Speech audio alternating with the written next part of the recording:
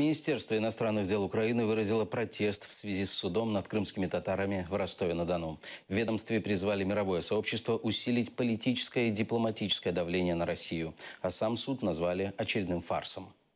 Министерство иностранных дел Украины выражает решительный протест в связи с началом в России судебного процесса по делам крымских мусульман, граждан Украины. Рустема Ваитова, Фирата Сайфулаева, Юрия Примова, Руслана Зейтулаева, которые были незаконно задержаны на временно оккупированной территории Автономной Республики Крым и перемещены вопреки их воле в Российскую Федерацию.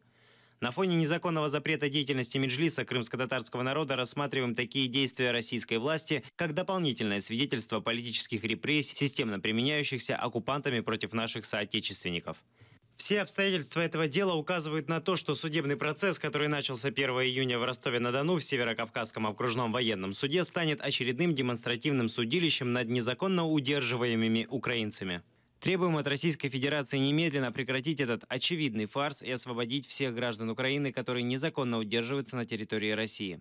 Призываем мировое сообщество усилить политическое и дипломатическое давление на Российскую Федерацию с целью недопущения дерзкого нарушения ею прав человека и свобод, заложниками чего стали десятки граждан Украины.